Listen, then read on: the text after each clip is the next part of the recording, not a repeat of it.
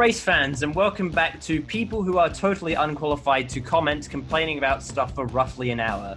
My name is Jack MacKenzie, and joining me is DarkRacing40 once again, as well as Matt once again. Hello to the two of you. Hello. Howdy. Before we start today, I once again would like to thank Racing Life News for featuring our stuff on their website. They're really cool. You know what to do. You know the drill. Go check them out. Link in the description below. Now for our subject matter. Welcome everybody to the problem with TCR. Well, not the channel, obviously, because we're flawless in every conceivable way, but the touring car formula. Now, before we get into some of the issues today, it's probably worth explaining what actually is TCR. So TCR is basically a GT3 style format of racing where the manufacturer builds the car. The teams don't build the car, the manufacturers build the car. So basically the manufacturer builds the car to the regulations, the teams buy the cars and race it. It's like a custom support racing. There's no actual manufactured teams in this series. So they're all front-wheel drive, four-cylinder, turbocharged, hatchbacks or very small sedans. Yeah, and it's pretty much a affordable hot hatch / sedan racing formula that's actually present all around the globe. And it's pretty much all the things that we on the Problem with X like, and it's, you know, things that we've complained about in the past, and it's essentially all of those problems are solved in one racing formula. It's relatively inexpensive. It's a simple racing formula. It's present all around the world. The racing's fantastic. There really aren't that many issues with it. So in this episode, it's probably going to be more solutions than actual problems, which is a bit of a change for us on the Problem with X, because we've pretty much ripped into some of the other racing series. But I think it's going to be more solutions. But I think we can all sort of agree that a lot of the problems surrounding well, actually, I should explain first that the formula was introduced into Australia a few years ago, so we'll be using that almost as a springboard to talk about other TCR championships across the globe. As I said, more solutions than problems in this episode, but I think most of us, well, all of us in here can agree that one of the major issues with this formula is the way that it's marketed. Can we all agree on that? Are we all sort of on the same page with that? Yeah, absolutely. Yeah. So the way it appears to be marketed in Australia, it's not bad, but it can be improved massively right now. So because the series is run by basically the Shannon's Nationals, and the series is really based around the car racing, not really based around the fans. Where you have the other series like Supercars, that's sort of based around the fans and the racing at the same time. So, but the good thing with running with the Shannon Nationals, if you want to go see it, it's really cheap to go see. You don't have to pay, extra ticket. Oh, I want to go behind the pits. Oh no, you don't have to pay for it. You basically walk up behind it. You can get really close to the cars. It's not really restrictive. It's very open and accessible to go there, see the cars, meet the drivers and stuff like that. Yeah, it's actually really good in that regard. However, I have some problems with the Shannon's Nationals. They're not major issues with the Shannon's Nationals, but I feel like it may affect the image of TCR in Australia and sort of what it's presented as. But we can go into that. Does anyone have any problems that they'd actually like to start us off with today? I think the biggest problem that this series has is in Australia is the fact that it's not a V8 Bro, it's not car racing. I think there's two types of class of fans in Australia. There's motorsport fans and then there's V8 supercar fans. You want to get the V8 supercar fans because there's a lot of them, but they are all about, if it's not a V8, no, it's nothing. Oh, it's 2 litres, that only comes in milk and juice, They don't really care for front wheel drive, 4-cylinder touring cars. They only care about V8s. But the funny thing is, most of them don't drive V8s. Most of them drive like a little 4-cylinder buzzbox to get to the racetrack to watch this car racing. So I think that's one of its biggest problems in Australia, is that this V8 bro mentality needs to sort of, kind of pushed aside and looked at, is this series good to watch? If it's good to watch, then I'll watch it. Not, it doesn't sound like a V8. Oh, it sounds like, my lawnmower racing. Yeah, and I want to expand this a little bit, and this is one of the problems that I think I was planning to talk about later, but I may as well talk about it now, is that in every single country that TCR exists in, it sort of lives in the shadow of the already established touring car series. So TCR coexists with the Supercars Championship in Australia, and that's a championship that's well established already, and that's the popular championship, and TCR sort of gets ignored a little bit. That might also be because it's relatively new, but Supercars has a history, whereas TCR doesn't.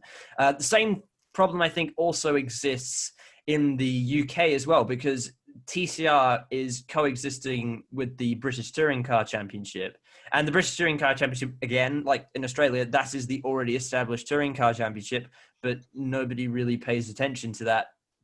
Nobody pays attention to TCR because of the BTCC. So I think because it's new, it lives in the shadow of already established racing series. Yeah, that's true. It's like one of the biggest things with any motorsport in Australia is Bathurst. Your series has to go to Bathurst, which actually is going to be good because next weekend TCR is actually going to go to Bathurst for the 6 hour. So that will be very entertaining. It'll be interesting to see how front-wheel drive touring cars go around there. Like, it'll be interesting to see how they come over Skyline.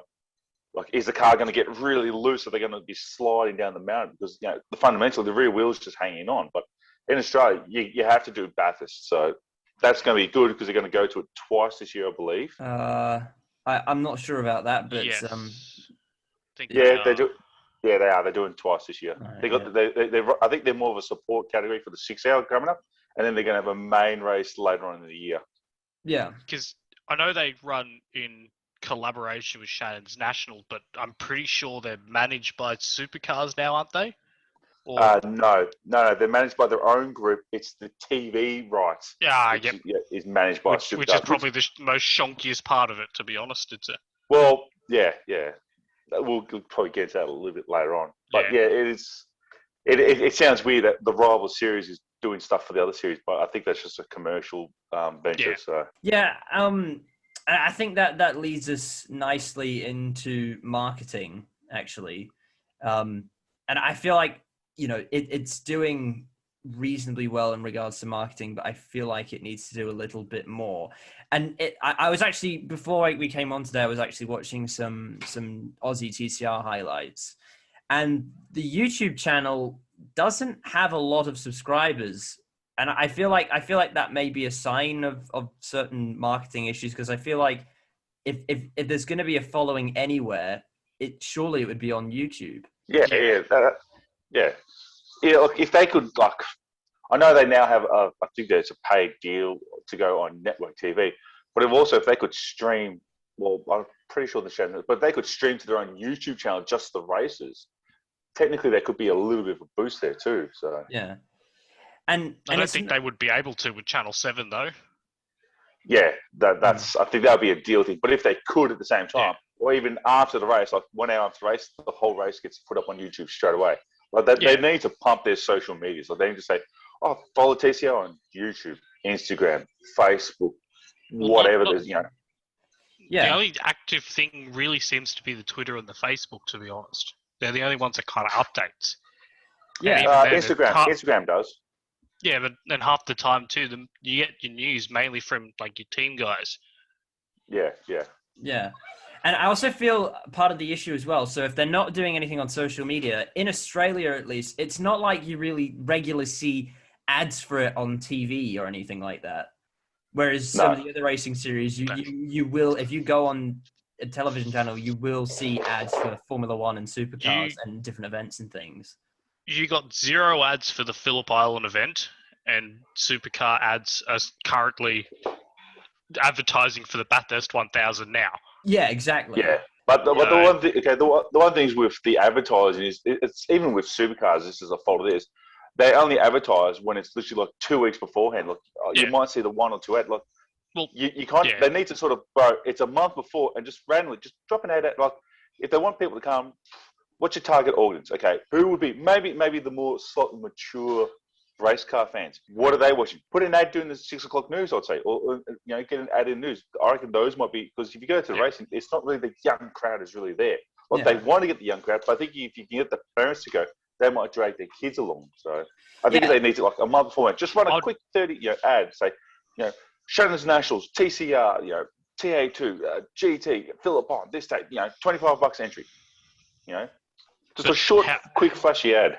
How much is it to make a short, quick, flashy ad, though? That's the issue, because ads are not cheap now. Yeah. You look at the prices for the ads for Super Bowls and stuff like that, and they're but that's the ridiculous. Super Bowl. That's a a special giant event. But even then, I'm actually intrigued to find what the prices are. Actually, yeah. Like even like 2 weeks beforehand, a small header like in the newspaper, like these media companies, like, hey, you want money? I'll give you money, but this is how much I'm going to pay you for it. They'll be like, yeah, we'll take money. For a prime time slot for 15 seconds, it's $22,000. Yeah, so that is a lot of money. And 6 o'clock news is probably prime time. Yeah, so that's a catch-22.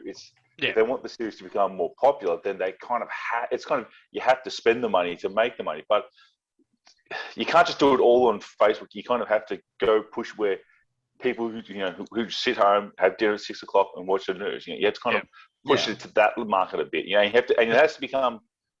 You have to say, this is a family-friendly environment. Come down. It's not going to cost you an arm and leg to go. To come watch car racing.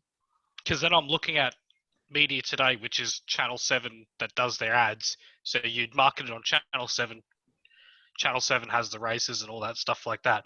And it just gets expensive as well, because like every single state has their own price as well. Like Sydney is higher than Brisbane, and Brisbane's higher than Perth. Jesus. But they could have worked it into the contract. All right, you have the TV rights, you've won the deal, but also we want you to make quick short ads, maybe 10 seconds, 15 seconds long, that show at maybe once a night for 2 weeks straight before the event, and that comes part of the TV package deal. So then hey, more people come, more people see it, more sponsors come. Series becomes a bit bigger. You potentially can make a bit more money here. Yeah. Well, I think there's more than just marketing that makes. If they bring in a big name, so if they run if they can get someone like Craig Lowndes full time, I think that will cover those ads, because the people will just flock to see the man of the people. It's a So that's one thing that's also a problem with the series here, is that who are the drivers in? Okay, right now you have a very old ex-V8 supercar driver. You have a couple of ex-V8 supercars. I think Lee Holdsworth is the most current ex-V8 supercar driver. So you have Jason Bargwanna. Holdsworth, Caruso, and Bargwanna are probably your three big names. Although Chaz Mostert is current supercars driver. Chaz is the big name at the moment, but if he's not racing full time, it's hard. Yeah, I thought he was leading the championship at the moment, isn't he? He is, but he's not racing full time. Oh. Yeah. I think there's going to be a couple of rounds that clash with his supercar series, so he won't be able to make it. Yeah. So. But then the question is, you need names. You need some older drivers to pull it in. So like you said, Chaz Mostert, will you go? It takes me an hour and a half to drive to Phillip Island to watch car racing. Would I go to see Chaz Mostert? Not really. Would I drive an hour and a half to see if Garth Tander was racing? Not really. Would I go see an hour and a half to watch Craig Lowndes drive? Yes, I would. I absolutely would, because I'd love to see him in a TCR car. I think that's what TCR needs to do. Is, unfortunately, it's going to cost them a bit, I reckon, but they need to see Craig Lowndes. Craig Lowndes, we want you to race in our series to help promote it more, make it a big name. 2 years. He needs to be in it for at least 2 years, unfortunately. Yep. You can't do a 1 year thing. Well, you'd need a team to take the punt though. So somebody would have to take him on. Well, I mean, there's it have to be Melbourne Performance Centre. But if he's based in Queensland, surely there's a Queensland team. Yeah, sure. No, all the teams I think for TCR are basically based in Victoria. Yeah. But that's the thing. Like he's driven for Melbourne Performance in the past for the Bathurst 12-hour driving an Audi. So he already has a sort of relationship there with Audi. So yeah. I have another idea that would maybe sort of boost the publicity of the series. So when you see ads for it's rare that you do, but when you see events marketed for TCR, it's usually under the Shannon's Nationals. And I suppose this is actually two of my issues rolled into one. It's one, because TCR is part of the Shannon's Nationals, it kind of makes it feel like a support category rather than its own series in its own right. So I'm not sure. Do you guys agree with? Do you see where I'm coming from with this? I watched Phillip Island on TV, and the way they advertised it to me seemed like TCR was equal with S5000 as the main event. If they weren't talking about one, they're like, oh yeah, check out these things, and then they'll finish them like, oh, check these things. They had 50-50 time. Well, If I feel like yeah. I feel like it shouldn't be 50-50 time though. I feel like they need to focus on No. one series for a weekend. Yeah, So it'd have to be TCR. Or TCR or S5000. So yeah. I think and I think there should be weekends where it's both. So if there should be dedicated weekends where TCR is the main focus and every other category is essentially a support category. So it's not a Shannon's Nationals weekend, it's a TCR Australia weekend. So and make that the big thing, because then that gets people intrigued about thinking, okay, well, what is TCR? Why is this so important that it gets its own weekend dedicated? So I think, look, the Shannon's Nationals, absolutely fantastic concept for race fans who are dedicated and want to go to these races, because you get so many different categories under one thing, and it's very much focused towards the racing. And I feel like there's less politics, because it's pretty much an organization to get people racing, not necessarily to say, okay, we're going to put on a race to make loads of money. But I feel like they do need to almost put a focus on that to bring more people to the championship. Yeah, the Shannon's Nationals is very based around motorsport. Like, there is no massive wait on between races. Like, one series is get off the track, 2 minutes later, the next series on. They keep rolling the racing. Like, the racing doesn't stop, because Shannon's Nationals really, fundamentally, it's based around the drivers and the teams. Like, the fans are sort of a secondary thing. Like, at Phillip Island, they actually had, a little bit more, because I went the first year when TCR was at Phillip Island, and you go there and there's like just the cars and Phillip Island's own little canteen. This time when I went there, the Shannon's Nationals display truck was there, and there was some other food vans. Like, it's sort of expanded a bit more.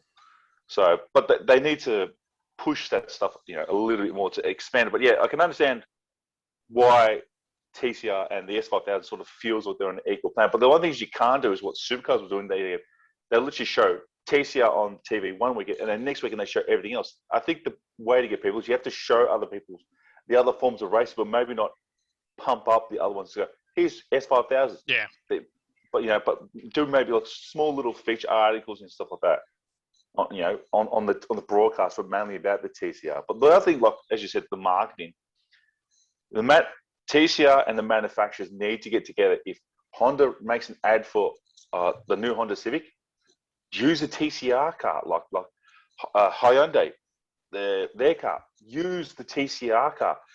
Audi is not really going to probably use the TCR car, but maybe some of the other manufacturers, like Peugeot, use the TCR car. Like, make a short little ad, Yeah. It's hard because Hyundai did that with the N line, but the issue is they marketed the World Rally Championship car instead of the TCR car, and Toyota have done the same with the new Yaris. Yeah, but Toyota doesn't have. But that's the thing, because they're using a global ad to make it cheaper for themselves. Like, they might, try and make it a bit more a niche ad for Australia. The best chance you're getting of a car brand advertising a touring car would most likely be Peugeot with their full rebrand. Yeah. Mm. Yeah, because I suppose it's more of a performance focus. I have another idea that they could maybe do to draw some attention to it. So we've established that, okay, you need big TCR dedicated weekends. And I think one of the ways they could do that is maybe try a street circuit, because that brings it to the people. I mean, it's almost the strategy that Formula E did, where it's essentially impossible to avoid because you're bringing it right into, where all the people are. I mean, I know that that's obviously expensive, but it might be worth it to actually bring it to the people and get it some attention. Yeah. But, it'll be extremely expensive for them to run their own individual street race. Yeah. They would have to run with something much, much bigger. Like, if they went to Townsville, that you have to run them with supercars. That's the only way they'd get noticed. Like, probably one of the best things that didn't happen due to Coffee Boy, TCR at the Australian Grand Prix. Yes. If that happens, if you get a good race, but they have to race on the Sunday, not early in the morning. They need to be like the second last race before the F1 cars go on. Like, you need to have them there so that all the people can see these cars and say to guys, look, put on a bit of show, give a bit of RG budget. Don't, take each other back. We want you guys to sort of, maybe back off a fraction bit, but give really close racing. Put a really entertaining show on this time. Like, that'll be probably one of their best things to be Philip, the Australian Grand Prix. And a big crowd there on a Sunday. But here's the problem, right? That they're competing with supercars. But then again, I suppose you're getting it out there to the Australian fans. So the internationals aren't going to see it because they're only there to watch the Grand Prix. But I feel like, I suppose the Australian Grand Prix, even if it is competing with supercars, it will get it out to a larger crowd. I was going to mention that, actually. I'm disappointed it never happened. Although, I think, actually, what they were planning to do with the Australian Grand Prix race is that they were planning to run it with I think it was the Asian TCR Championship, and they were going to have Asia Pacific Cup or something. And so that would bring a mountain of cars in. Yeah, I suppose it would. So, and I mean, I know it's not really, the focus isn't on TCR Australia at that point, but I suppose it does bring attention to the formula. If the Grand Prix happened, who would be watching what? Because you got your TCR guys with the Asia Pacific, you have your supercars, and then the Carrera Cup will also most likely support as well, like they've always done. Yeah. Now, the names that are going into Carrera Cup at the moment are quite big also as well. So it's then coming down to the fight of which support category you're going to watch, and supercars will probably prevail. Well, and that's not S5000 was there as well. And I remember I did a preview for the Australian Grand Prix where I did all the sport categories and I did the Formula One race the week before it was cancelled. S5000 had some massive names that weekend racing Formula. They had like the Davisons. You had Rubens. I think it was Rubens Barrichello. I think was even Felipe Massa doing it. I seem to remember he was for some reason. I can't remember who it was. But there was once COVID, the borders open to that. I guarantee you will start seeing a few bigger, massive names into that category. But it's just S5000's in this waiting hold at the moment where we've just got a couple or 10 local guys just hitting it hard because that's all we can really do. So I actually have my Australian Grand Prix preview open from last year. I'm looking through some of the drivers that were actually in the race.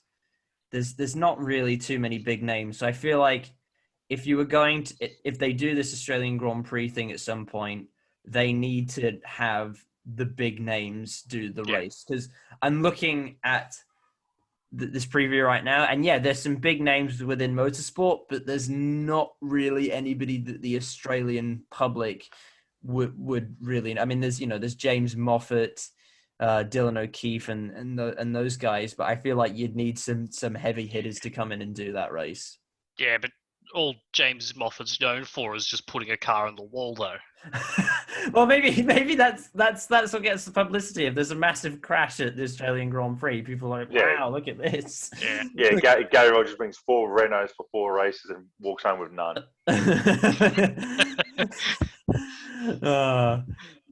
No, I feel like that'd be that's another solution. I mean, the street race would be hard, but maybe at some point, once they get some backing, and this is again the marketing thing, once they get some backing through the marketing, then they can go and put on their own sort of street races and see if it works. Yeah. Instead of like we got the street circuit option, what's the odds of say running at a circuit that neither supercars runs at? So like I know last year they were going to run at that track at just outside of Warwick. Could that also work? Warwick Farm, I think that's it. Yeah, whatever. I don't know what it's called off by heart, but they were running at other tracks that supercars never are. Why can't they do that as well? Yeah, I think they're going to race at Wakefield. I think they were before Coffee Boy happened. And I think Wakefield's not a bad little track. What was that? Because you had the TA2 cars. So you had the Simmons Plain event, and then you had the TA2 cars at the touring car at that showcase in that Tasmanian track. That track looked wild. Yeah, Baskinville or Boston somewhere. I can't remember whatever it is. Yeah. But you looked at it and it looked like there was a few damaged cars from TCR cars, but that looks like a very entertaining weekend. For the people, they're just gone. They actually brought this series to a small track. So to get people to see it, so I think that actually might be the key to them. I know running a car isn't cheap, but if you do a big event and maybe next weekend, we're going to run here, 6 cars, do a little, demo race. Yeah. Because you got to, I understand why a street circuit would be fun, but the issue with the street circuit is sometimes, one, the hit and miss, 2, that's a lot of damage if you get it wrong, and 3, it's expensive to even put on in the first place. Yeah, but yeah. I have another problem with running with. Obviously, it'd be great to get a street circuit race in through Supercars, but the problem with that is that TCR is directly competing with Supercars, and there's actually, I think there's some tension between the two championships at the moment, and it's essentially the super touring issue that we had in the early 2000s, late 90s all over again. When one of your long stay teams gets up, leaves, and then goes to the opposition, Gary Rogers, that causes alarms. So essentially they'd need to find a way to promote themselves. Before you move on, I just want to move on to the point.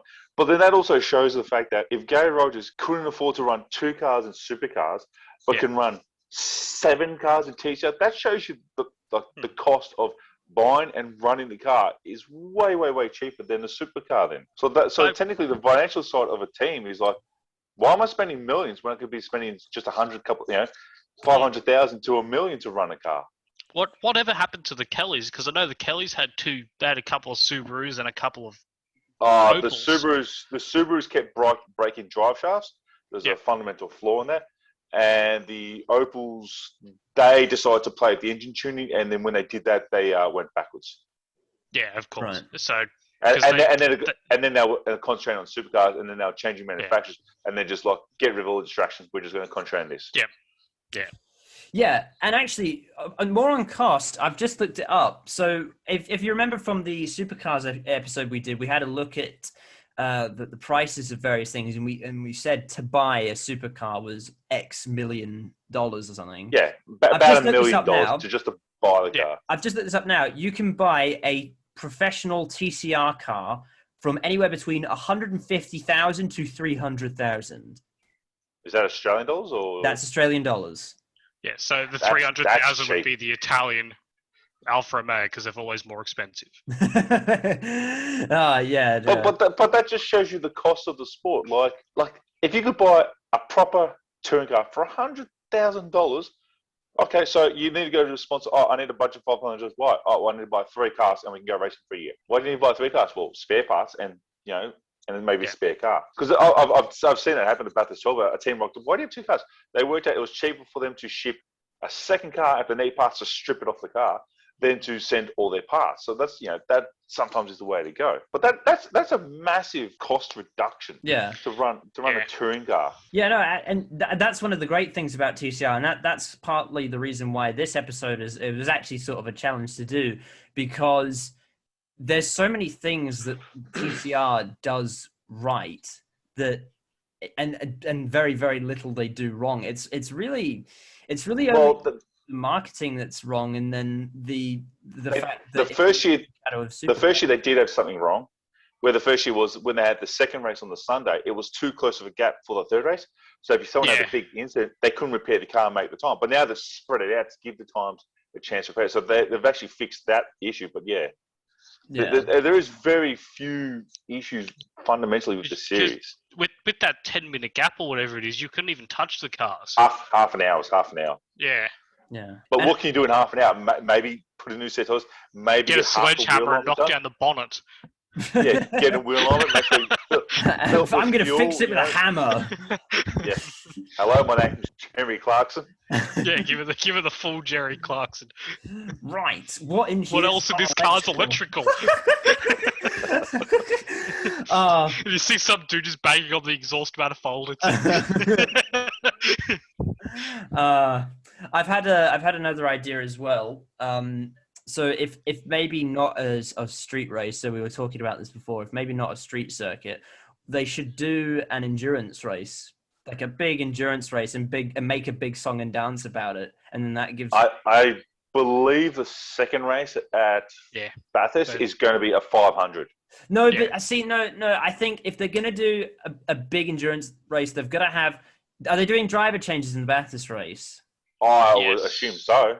Yeah, I okay. think they are.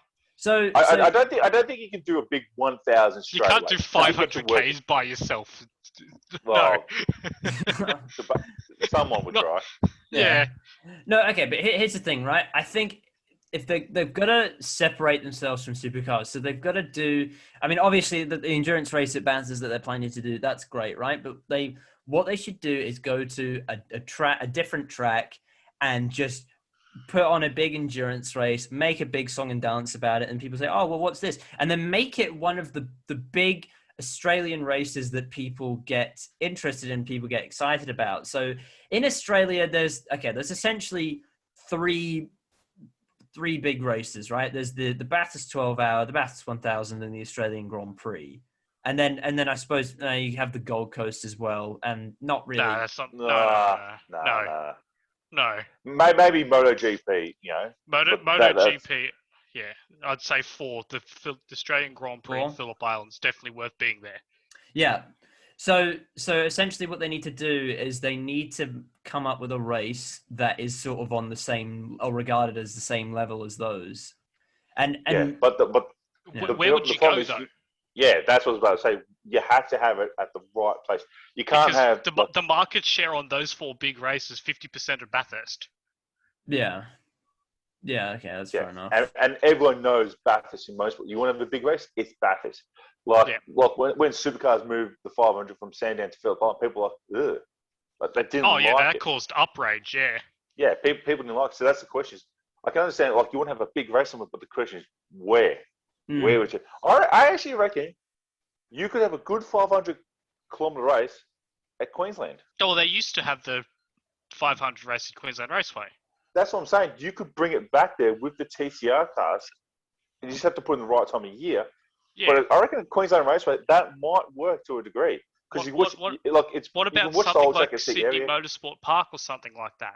I was thinking that too, but then that would draw the crowds, because when there's a race at Sydney Motorsport Park in New South Wales, they do put a big song and dance on about it, and they say, "Oh, look, here's the Opera House, here's the Harbour Bridge, now here's the motor race." But the problem with Sydney is people in Sydney don't go to car races. That's the problem.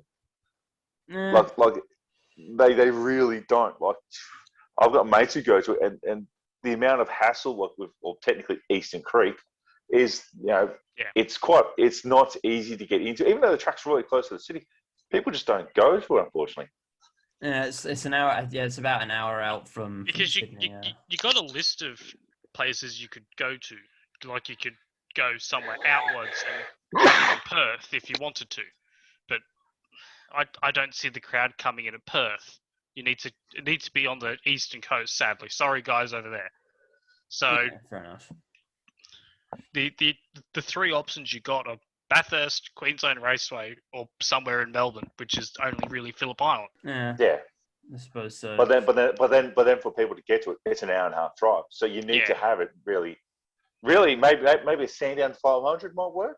I was thinking Sandown as well. Actually, it was on my mind. But do people flock to Sandown?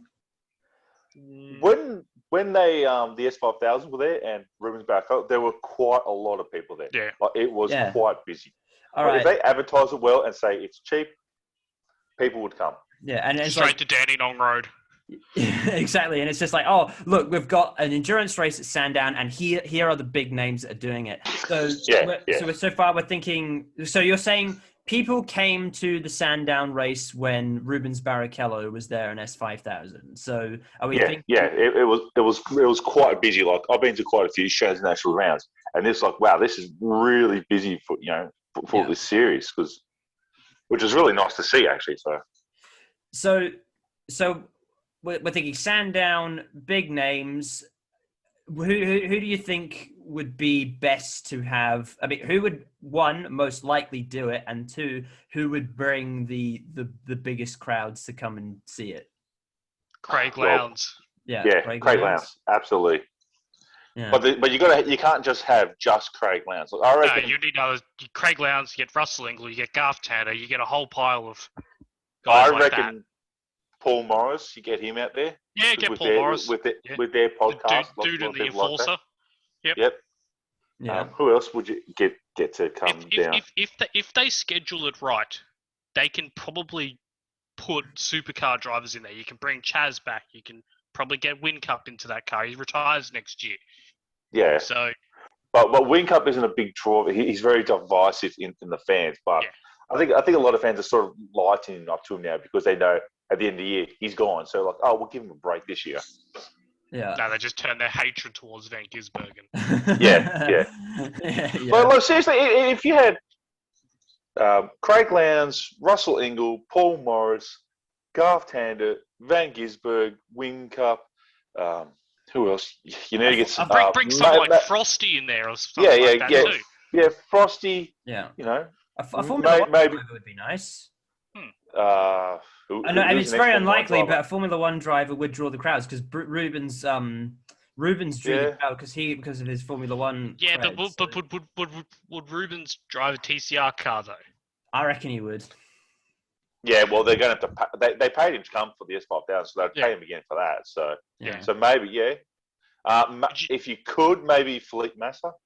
Could you bring people over in actual touring car racing?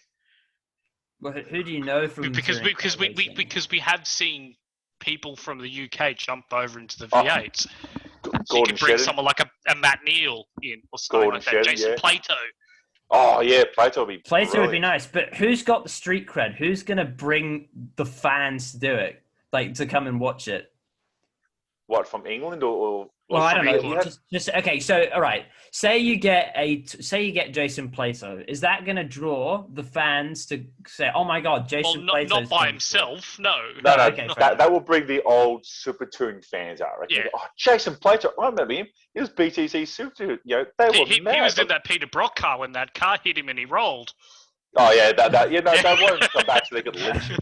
Maybe he'd bring out some of the fifth gear fans. I don't know if there are any fifth gear fans. I don't like Jason Plato. I'd rather Tiff Needell. I'm not going.